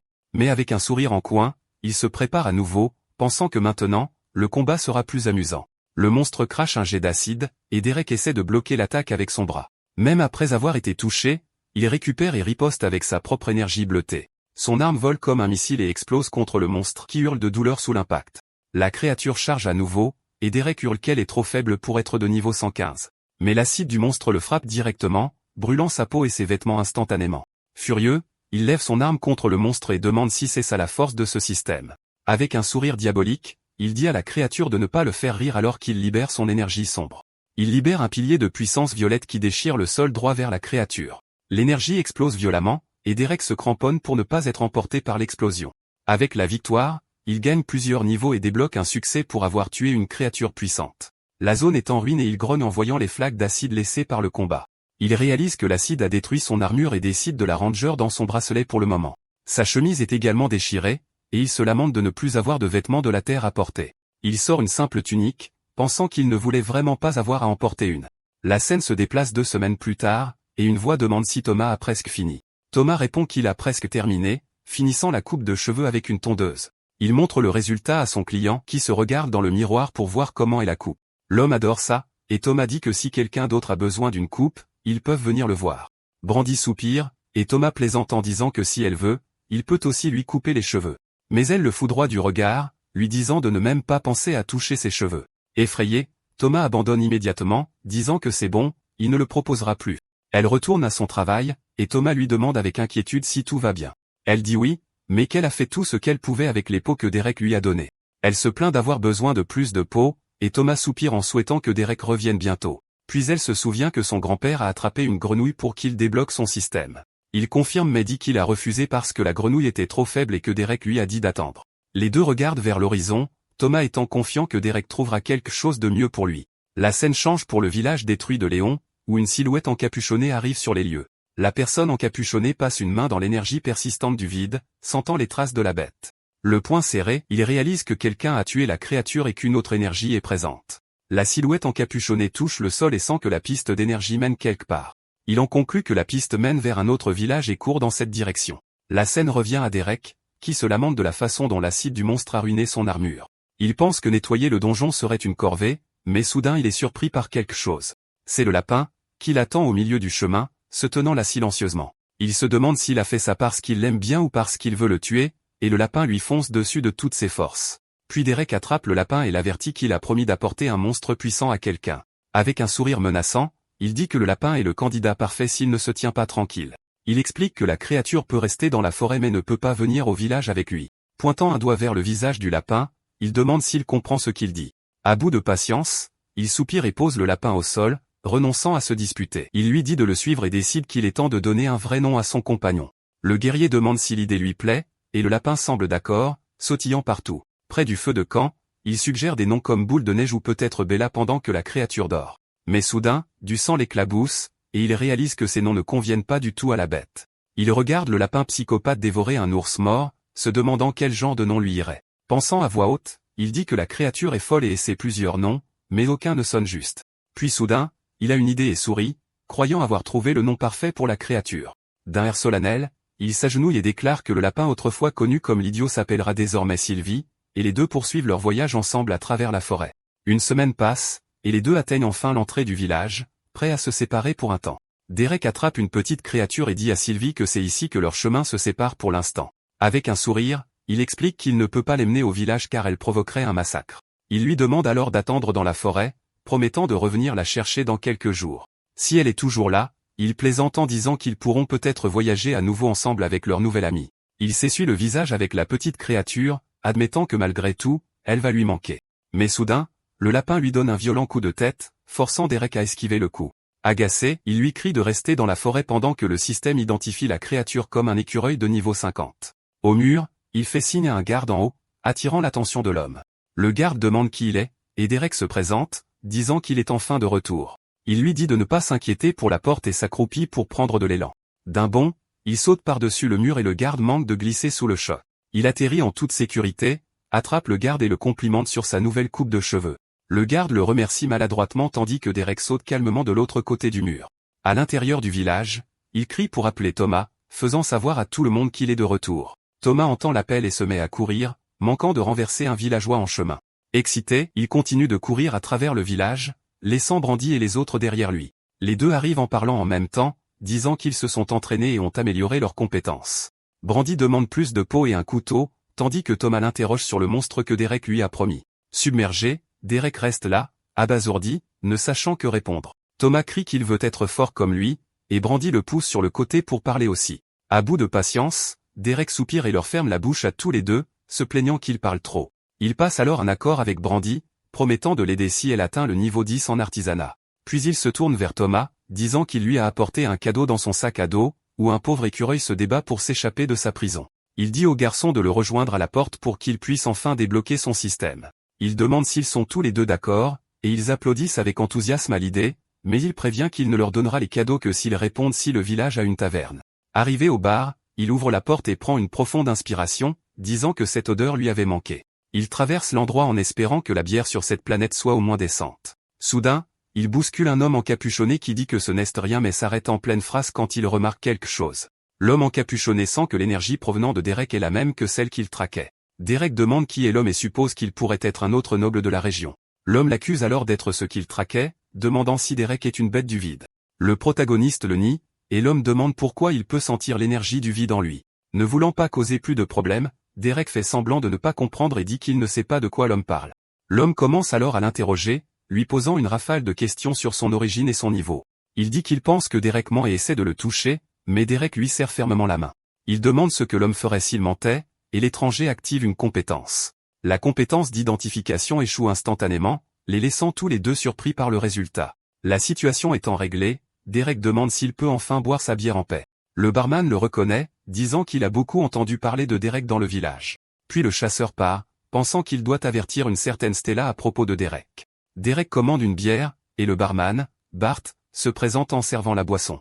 Il regarde l'homme partir, soulagé que le problème soit résolu mais sentant que c'était juste. À court d'argent, Derek propose une peau de monstre en guise de paiement, ce qui excite visiblement Bart. Soudain, la mère de Brandy s'approche pendant que Bart offre à Derek une chambre aux frais de la maison. Mais la mère de Brandy l'interrompt, expliquant que sa fille a demandé qu'il reste chez eux en guise de paiement. Avec un sourire, la femme ajoute qu'elle prépare déjà un ragoût pour le dîner. Les deux marchent à travers le village, Derek portant les bières qu'il a prises au bar. Elle demande ce que le chasseur lui voulait, mais Derek esquive immédiatement la question. Elle l'avertit d'être prudent car cet homme travaille pour la couronne. Le guerrier prend une gorgée, demandant si elle veut dire le royaume, mais elle secoue la tête. Elle explique que la couronne est une organisation puissante non liée au gouvernement. En fait, c'est un restaurant, mais un restaurant avec une influence massive dans tout le royaume. La femme termine en disant que seuls les plus riches et les plus puissants peuvent y dîner. Elle poursuit en expliquant que leur mets le plus prisé n'est qu'une seule chose. C'est la viande de la bête du vide, ce qui choque tellement Derek qu'il en recrache sa bière. La femme explique que si elle est bien préparée, la viande confère des bonus incroyables à ceux qui la mangent. Il en doute, disant qu'il doit y avoir des bêtes du vide plus faibles et qu'elles ne sont pas toutes légendaires. Mais elle insiste sur le fait que même les plus faibles peuvent détruire un village et qu'elles sont extrêmement rares à trouver. Avec un regard sérieux, elle le fixe et dit qu'elle est sûre qu'il savait déjà tout ça.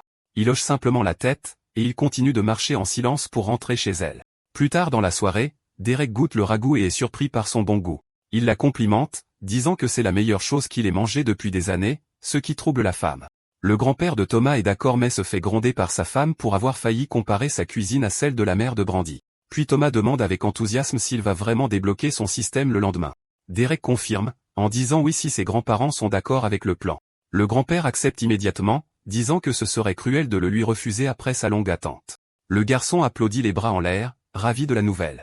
Mais Derek l'interrompt, disant qu'il y a une dernière condition avant que quoi que ce soit ne se passe.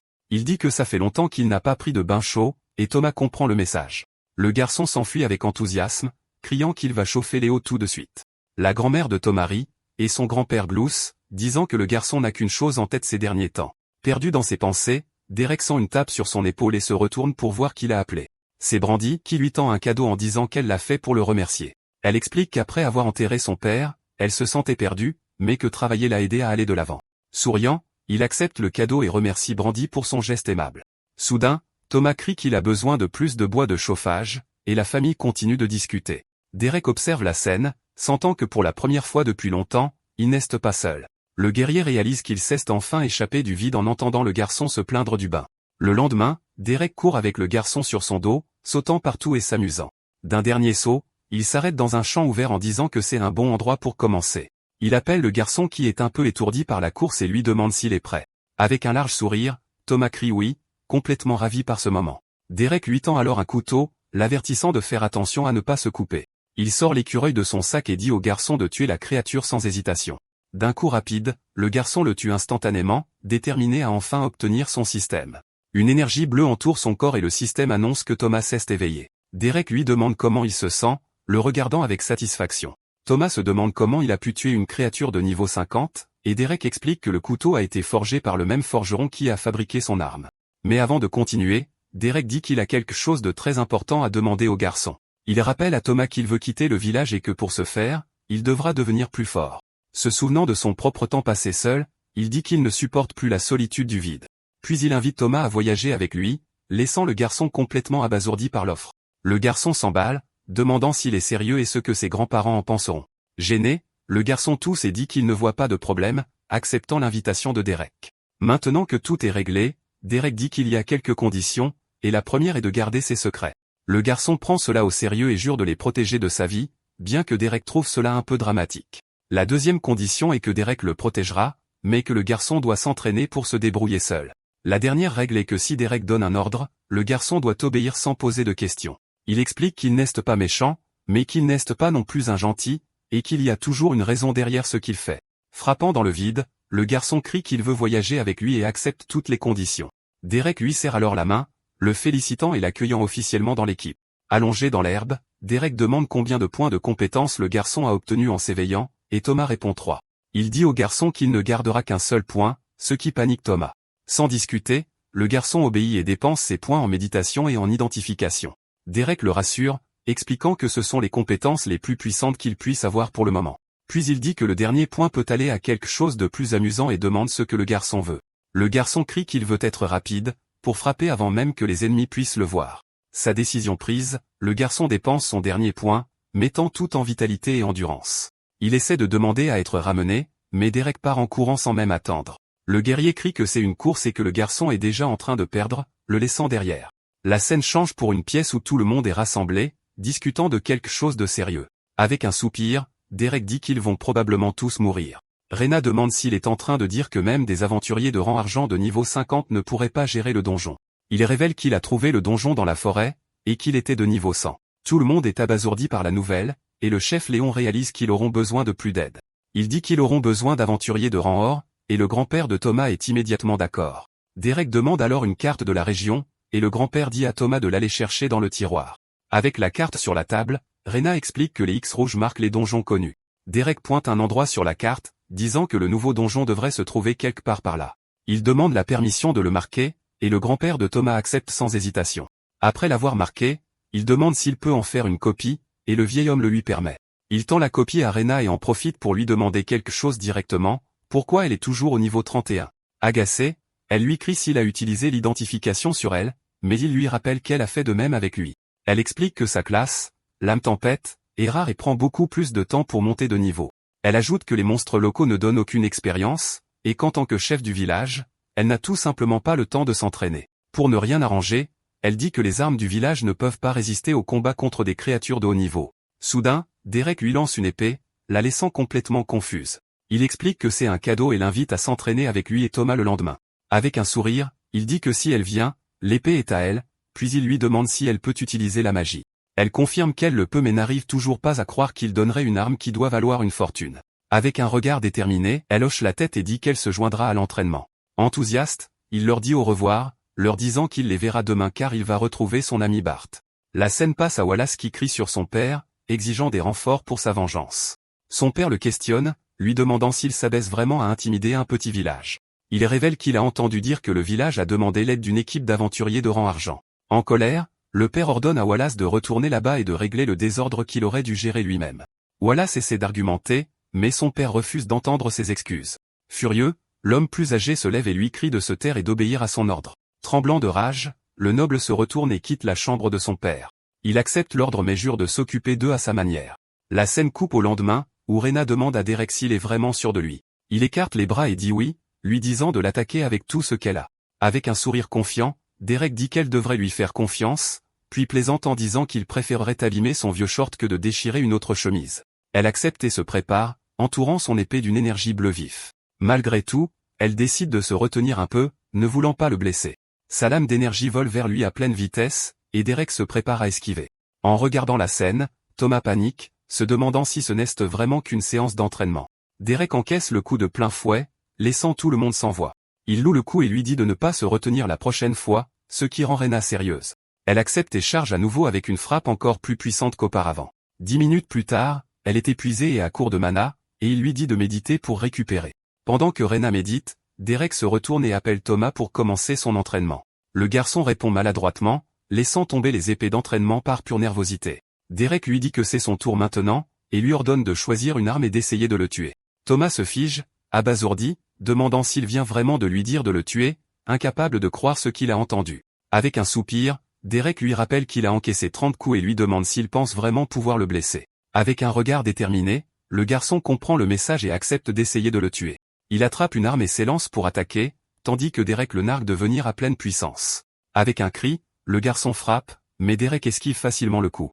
L'attaque rate complètement, et Thomas se retrouve à côté de lui dans une position inconfortable. Ils se figent tous les deux un instant, le garçon étant incapable de comprendre comment il a pu rater une cible immobile. Derek se moque de lui pour avoir raté quelque chose qui ne bougeait même pas, et Thomas s'excuse, embarrassé. Mais Derek lui dit de ne pas s'excuser, de s'améliorer, et le garçon rate à nouveau. À bout de patience, Derek lui suggère d'essayer une autre arme, mais Thomas se plaint qu'il veut utiliser des dagues. Derek lui rappelle leur accord, et lui ordonne d'obéir, lui disant d'essayer une lance cette fois. Et ainsi les jours passent, Rena améliorant sa compétence tandis que Derek augmente sa résistance à la magie. Pendant ce temps, Thomas continue d'avoir beaucoup de mal à utiliser les dagues. Mais avec une épée ou une lance, son talent devient vraiment impressionnant à voir. Entre les séances d'entraînement, Derek chasse des bêtes pour que Brandy s'exerce à l'artisanat et que Thomas gagne de l'expérience. La nuit, ils retournent au village et partagent le dîner ensemble. Le grand-père de Thomas demande à Derek d'y aller doucement avec le garçon, expliquant que son père utilisait aussi des dagues. Puis Thomas appelle Brandy pour le regarder s'entraîner, se vantant qu'il devient vraiment bon. Avec un regard triste, le grand-père révèle que le garçon veut seulement être comme son père. Le temps passe, et Derek annonce que Thomas a atteint le niveau 10 et peut maintenant choisir une classe. Il conseille au garçon d'être intelligent et de choisir la meilleure classe, pas seulement la plus cool. Avec un regard concentré, Thomas accepte et s'assoit pour ouvrir son menu système. Derek espère en silence que le système lui offrira de bonnes options, car le gamin les mérite. Avec détermination, Thomas tend la main, décidant enfin quelle classe choisir. Une lumière verte jaillit, et Derek est surpris qu'il ait choisi si rapidement. Souriant, le garçon dit qu'il n'avait pas besoin d'aide. Il connaissait déjà le choix parfait. Derek est stupéfait lorsque Thomas révèle qu'il a choisi voleur, la même classe que son père. Il demande s'il n'y avait rien de mieux, et l'accuse d'avoir choisi juste pour imiter son père. Gêné, le garçon admet que oui, le système offrait des options bien plus rares. Il explique qu'il s'est juste souvenu à quel point son père était cool, et s'est laissé emporter, mais Derek le coupe froidement, disant que son père est mort, et que Thomas est nul avec les dagues. Il remet en question sa décision d'emmener le garçon, réalisant qu'il avait oublié à quel point il était jeune. Désespéré, Thomas s'agrippe à sa jambe, le suppliant de l'emmener avec lui pour qu'il puisse devenir fort. Derek lui demande comment il peut lui faire confiance alors qu'il n'obéit pas et ne garde pas les secrets. En pleurant, le garçon prête serment au grand système de protéger les secrets de Derek. Une notification apparaît, déclarant que le serment est à vie, ce qui surprend Derek. Il lui demande pourquoi il a fait quelque chose d'aussi imprudent, et Thomas répond que c'est parce qu'il veut le suivre. Derek accepte, mais l'avertit que c'est sa dernière chance, et dit qu'ils vont retourner préparer les choses. La scène passe à un groupe dans une calèche, retournant au village de Rena. Une noble se plaint, demandant s'ils doivent vraiment retourner dans ce village immonde. Un autre aventurier grogne qu'il n'a toujours pas réussi à se débarrasser de l'odeur dans ses cheveux depuis la dernière fois. Un autre noble se moque d'eux, espérant que l'accueil sera meilleur cette fois-ci, puisque ce n'était pas le cas avant. L'un des gardes reste silencieux, visiblement tendu au milieu de tout ce bavardage inutile. Soudain, Wallace perd patience et ordonne à tout le monde de se taire sur le champ. Il leur dit d'arrêter de se plaindre car dans quelques jours, tout cela sera enfin terminé. La scène change, montrant Derek et Thomas approchant de l'entrée d'un donjon dans la forêt. Derek pense qu'ils peuvent le vider plusieurs fois pour donner plus d'expérience au garçon, mais Thomas, confus, demande pourquoi ils sont revenus là. Avec un sourire en coin, Derek lui rappelle qu'il a déjà dit pourquoi, parce qu'ils vont vider le donjon. Paniqué, le garçon demande comment il est censé entrer alors que le niveau maximum est de 25. Derek sourit et dit que le garçon est sur le point de voir son premier secret. Une fenêtre système apparaît, montrant le statut du donjon et révélant que Derek est en fait niveau 18. Complètement choqué, Thomas crie avec incrédulité que Derek n'est que niveau 18. Puis il réalise soudainement ce que cela signifie vraiment pour eux. Excité, il comprend qu'avec la force de Derek, ils peuvent farmer tous les donjons de bas niveau. Avec un sourire malicieux, Derek demande qui a dit qu'il allait se battre. Il va juste regarder. Il pousse Thomas en avant, disant qu'il n'y a pas de meilleur entraînement que de se battre pour sa survie. Le compte à rebours se termine, et tous deux sont aspirés dans le donjon dans un éclair de lumière. Ils arrivent dans une caverne qui ressemble à une jungle remplie d'oiseaux et de plantes exotiques. Un toucan les observe d'en haut alors que Derek se tourne vers le garçon et lui demande s'il est prêt. Mais le garçon, tremblant, demande si Derek est sûr de ça, s'agrippant fermement à son bras. Derek le rassure, lui rappelant qu'il a des dagues de haut niveau et l'armure de Brandy pour le protéger. Il plaisante en disant que le garçon a assez de vitalité pour encaisser quelques coups, et qu'il doit encore améliorer sa compétence de guérison. Déglutissant difficilement, le garçon hoche la tête, sa dague à la main, admettant que c'est une situation gagnant-gagnant dans tous les cas. Pendant qu'il marche, de petites créatures peuvent être vues se déplaçant autour d'eux. La scène change, montrant comment Thomas gère les monstres, un moustique géant attaque, et le garçon crie à l'aide. Puis un scarabée massif commence à le poursuivre, le faisant courir et crier à travers la forêt. Pour ne rien arranger, un mille-pattes l'attrape, le serrant fort et lui coupant presque le souffle. Ensuite, une fourmi géante essaie de l'écraser, le laissant complètement terrifié et hurlant le nom de Derek. Derek apparaît soudainement et tranche la créature en deux, sauvant le garçon à la dernière seconde. Effondré sur le sol, Thomas reprend son souffle et demande quelle partie de cela était censée être amusante. Derek s'approche et lui dit de se détendre, il est toujours en vie après tout, ce qui pousse le garçon à lui demander ce qui ne va pas chez lui. Il demande à voir le bras de Thomas, et le garçon hurle de douleur, convaincu qu'il est cassé. Utilisant sa compétence de guérison, Derek répare la blessure, et le garçon se sent immédiatement beaucoup mieux. Avec une tape sur l'épaule, Derek lui dit de retourner au combat. Le donjon ne va pas se vider tout seul. Il encourage le garçon, qui se prépare à combattre à nouveau, mais ne peut s'empêcher de penser que quelque chose cloche sérieusement avec Derek.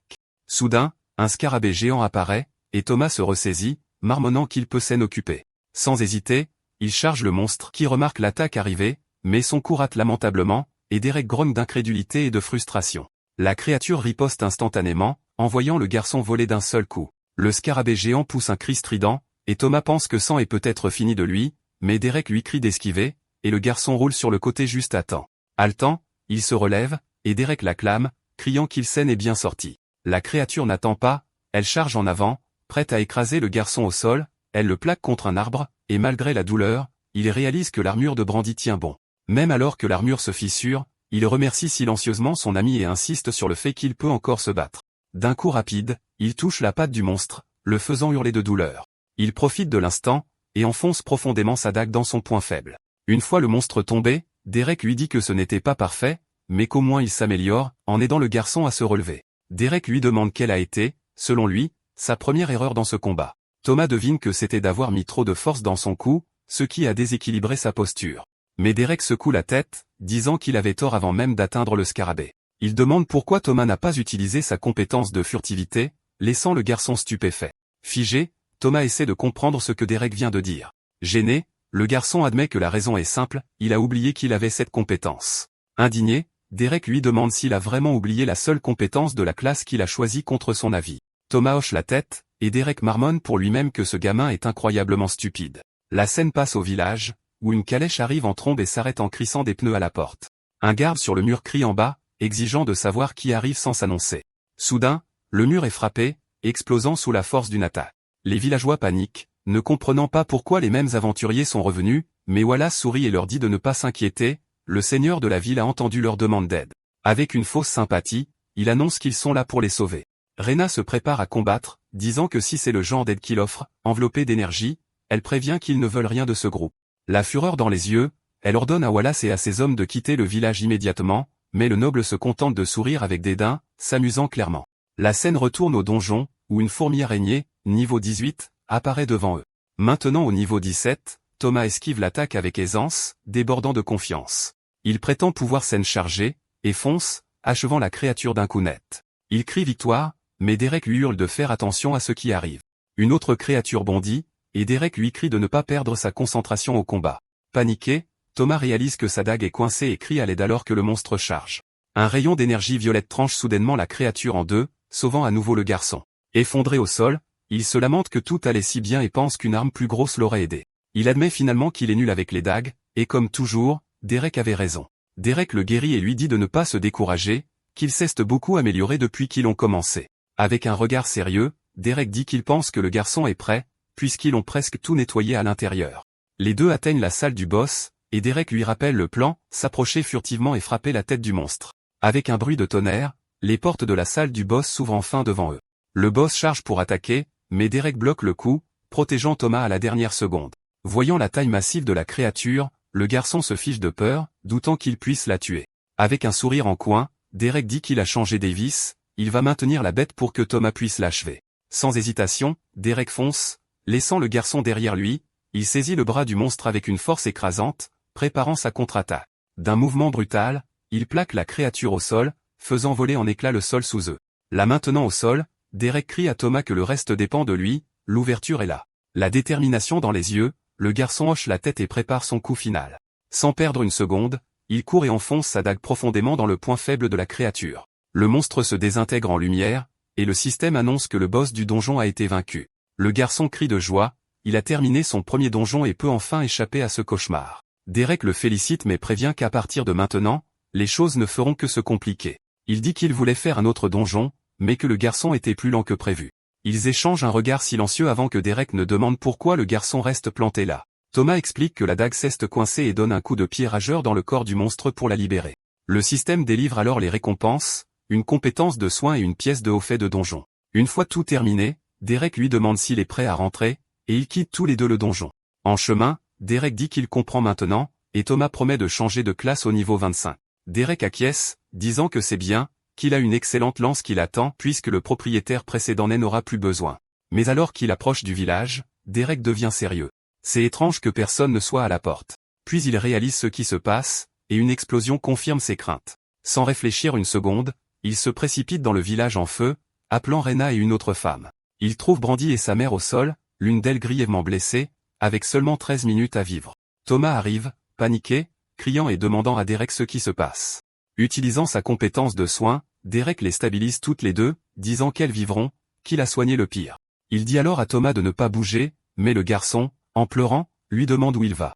Avec un regard sombre, Derek dit qu'il va trouver celui qui a fait ça, son aura s'embrasant de puissance. La scène passe à Wallace, qui menace Rena et la blâme pour tout. Pour le crime de désobéissance, le noble la condamne à mort devant tous ses hommes. Sans hésitation, un des soldats de Wallace lève son épée, prêt à porter le coup de grâce. Mais Derek apparaît soudainement, lui rappelant l'avertissement qu'il lui a donné la dernière fois qu'ils se sont vus. Enveloppé dans l'énergie du vide, il termine sa menace. Cette fois, il va le tuer. Terrifié, Wallace hurle à ses hommes d'attaquer et de tuer Derek immédiatement. Une des aventurières charge, lui criant de mourir, mais Derek ne bronche même pas. D'un seul coup impitoyable, il l'assomme sur le champ. Son corps heurte le sol, et une autre femme pousse un cri d'horreur. Furieuse, elle crie qu'il paiera pour ça, rassemblant une énergie de feu ardente dans ses mains. Elle déchaîne une explosion massive, criant qu'elle va le réduire en cendres ici et maintenant. L'explosion est énorme, engloutissant la rue et la remplissant de fumée et de flammes. Haletante, la femme dit qu'elle l'a fait pour sa sœur, pendant que Wallace observe la destruction, mais à travers le feu, deux yeux violets percent la fumée, son attaque a échoué. Derek sort de l'enfer sans une seule égratignure, la laissant figée de terreur. Enragé, Wallace hurle sur ses hommes, les traitant d'idiots, et leur ordonnant de tuer Derek sur le champ. Une flèche vole vers Derek, mais il l'attrape nonchalamment en plein vol sans même essayer. L'archer, le même qu'avant, panique en réalisant que l'histoire se répète. Il tente de fuir, jurant qu'il ne mourra pas pour Wallace, mais est frappé par sa propre flèche en pleine course. Son corps tombe sans vie du toit, choquant tous ceux qui regardent le combat. Au milieu du chaos, le grand-père de Thomas se fraye un chemin dans la foule, appelant Derek et exigeant que les gens s'écartent. Il accourt, suppliant Derek d'arrêter, disant que ce sont des nobles, mais d'un regard froid, Derek répond qu'il n'y a pas de retour en arrière, ils ont déjà eu leur chance. Ses yeux brillent d'énergie, alors qu'il dit que leur chance est passée depuis longtemps. Un autre aventurier charge, mais Derek bloque l'épée de l'homme avec seulement 2 doigts. L'homme regarde avec incrédulité sa lame se fissurer, incapable de comprendre. Le combattant vaincu, Derek marche lentement vers Wallace. Le noble, furieux, crie que tous ces hommes sont inutiles. Puis il libère sa propre aura, jurant de leur montrer ce que signifie le véritable sang noble. Wallace est enveloppé d'énergie bleue, se vantant du pouvoir de sa lignée, mais Derek ne fait que sourire avec mépris, canalisant le vide pour mettre fin au combat pour de bon. Leurs auras entrent en collision dans une explosion massive qui déchire le village. Au milieu de la lumière aveuglante, Derek saisit Wallace à la gorge. Cherchant de l'air, le noble supplie pour sa vie, promettant de partir et de ne jamais revenir. Avec un regard sombre, Derek hoche simplement la tête et dit que Wallace a raison, il ne le reverra plus jamais. Sans pitié, il resserre sa prise alors que Wallace lance un dernier appel désespéré pour sa vie. Soudain, une des femmes nobles prend le grand-père de Thomas en otage, criant à Derek de relâcher Wallace immédiatement. Le vieil homme supplie Derek d'écouter, l'avertissant que tuer des nobles ne vaut pas ce que cela leur coûtera. Il explique que la punition pour avoir tué un noble est sévère, mais Derek reste silencieux. La femme noble en profite, lui hurlant d'obéir et le traitant de chien avec mépris. Paniqué, le vieil homme répète que si Derek tue Wallace, tout le village pourrait être condamné. Mais alors une épée transperce la poitrine de la femme noble, et son porteur, souriant sinistrement, leur dit de tenter leur chance. C'est le chef Léon qui déclare qu'un vrai chef protège son peuple à tout prix. La femme à terre, Derek reporte toute son attention sur Wallace, qui tremble de terreur. Il demande si le noble jure qu'il n'y aura aucune représaille contre le village s'il le laisse partir. Terrifié, Wallace hoche la tête frénétiquement, jurant qu'il ne fera rien et suppliant d'être relâché. Mais avec un craquement sec, Derek brise la nuque du noble, et le grand-père de Thomas réalise qu'il les a tous condamnés. Derek jette le corps de côté, se moquant en disant que c'était un accident. Sa main a glissé. Non loin de là, Rena gît au sol, blessée mais hors de danger immédiat. Derek s'approche prudemment et la prend dans ses bras. Il la porte à travers la foule stupéfaite, pendant que Léon ordonne au vieil homme de se relever. Les villageois regardent en silence Derek emmener Rena chez elle, puis le chef Léon crie à tout le monde d'arrêter de regarder et de commencer à nettoyer le village. Inspirés, les gens commencent à s'organiser pour éteindre les feux et rétablir l'ordre. La scène se déplace chez Rena, où Derek la dépose doucement sur le lit pour qu'elle se repose. Il s'assoit à côté d'elle pour veiller, mais une alerte soudaine du système attire son attention. Plusieurs fenêtres apparaissent, et il grogne que son plan de farmer les donjons avec Thomas est officiellement ruiné. Il se dit qu'il doit être la seule personne en colère de monter de niveau, mais Rena l'appelle alors faiblement. Inquiète, elle demande si le village est en sécurité, et Derek la rassure en lui disant que oui. Soulagée, elle le remercie et il plaisante en disant que les nobles sont morts tout seuls, mais elle lui saisit le bras, l'avertissant que c'est sérieux, que si quelqu'un apprend ce qui s'est réellement passé, ils seront tous en danger. Avec des yeux confiants, il répond qu'alors ils s'assureront simplement que personne ne le découvre. Il dit qu'il a déjà un plan, tout ce qu'elle a à faire est de s'assurer que tout le monde se taise. Le chef Léon entre avec les autres, disant à tout le monde de rentrer. Ils doivent commencer à planifier. Il rapporte que les corps des nobles sont déjà cachés, et que les cochers ont juré le secret. Derek le remercie et dit qu'il va ranger les cadavres dans son bracelet dimensionnel. Le grand-père de Thomas demande ce qu'ils vont faire, avouant qu'il ne voit aucune issue à ce pétrin. Solennellement, il déplore que Derek n'ait pas épargné le noble, mais Derek le rassure calmement. Se tenant droit, le guerrier déclare qu'il a un plan, bien qu'il ne puisse pas le réaliser seul. Il explique qu'il aura besoin de l'aide de tout le monde dans la pièce pour que cela fonctionne. Puis il se corrige. Il aura besoin de l'aide de tout le village. Il demande combien de temps ils ont, et le grand-père de Thomas estime que cela peut aller de quelques jours à quelques semaines. Songeur, Derek décide qu'ils n'ont plus qu'à espérer que ce soit la deuxième option. Il commence à exposer le plan. D'abord, rassembler les villageois pour que tout le monde comprenne ce qui est en jeu. L'histoire qu'ils raconteront est que les nobles ont pris la carte au vieil homme et sont allés directement au donjon. Tout le monde doit s'en tenir à cette version que les nobles sont à peine restés au village. Derek s'excuse auprès du vieil homme d'avoir perdu la carte, mais celui-ci dit que c'est pour une plus grande cause. Ensuite, Derek explique la deuxième phase. Il a besoin d'un serment du système de la part de toutes les personnes dans la pièce. Le chef Léon a l'air confus, demandant pourquoi ils ont besoin de faire un tel serment. Derek précise que c'est le même que Thomas a fait, pour garder ses secrets à jamais, mais Léon refuse, disant qu'il a vu ce que les secrets peuvent faire et qu'il ne fera pas ce genre de vœux. Le grand-père de Thomas hésite aussi, disant qu'il préférerait ne pas jurer, mais qu'il le fera si c'est absolument nécessaire. Depuis son lit, Rena demande s'il protégera le village si elle prête serment. Il promet de faire de son mieux, et sur ce, elle accepte de faire le pacte. La mère de Brandy dit qu'elle n'a pas besoin d'un serment pour lui faire confiance, mais qu'elle en prêtera un s'il le demande. Excitée, Brandy déclare qu'elle le fera aussi, si Thomas a prêté serment, elle le peut aussi. Souriant, Derek les remercie toutes les trois pour leur confiance et leur soutien. Il se tourne vers les deux autres, les remerciant également et les invitant à rester et à écouter. Une lumière bleue brille tandis que le système confirme que le serment les lie jusqu'à la mort. Se sentant plus forte, Rena se redresse et demande quel est son grand plan en réalité. Souriant, Derek dit qu'il est content qu'elle ait posé la question, et commence à raconter la couverture. Selon l'histoire, Wallace a gracieusement reçu la carte du grand-père de Thomas. Avec la carte, le noble a mené son équipe au dangereux donjon de niveau 100 dans la forêt. Grâce à leurs efforts, la brèche du donjon a été contenue, arrêtant la propagation de la corruption. Malheureusement, l'équipe a été anéantie, et Wallace a subi une blessure mortelle de la part du boss final. Il s'est à peine échappé, mais s'est vidé de son sang avant que quiconque puisse l'aider. Ainsi, Wallace a fait le sacrifice ultime, mourant en héros, ou du moins c'est ce qu'ils croiront. Toutes les personnes dans la pièce restent sans voix, complètement abasourdies par le plan audacieux de Derek. Et c'est là que nous allons nous arrêter pour aujourd'hui. N'oubliez pas de laisser un like et de commenter partie 2 si vous voulez voir la suite de l'histoire. De cette façon, nous saurons que vous avez apprécié. On se voit dans la prochaine vidéo. D'ici là.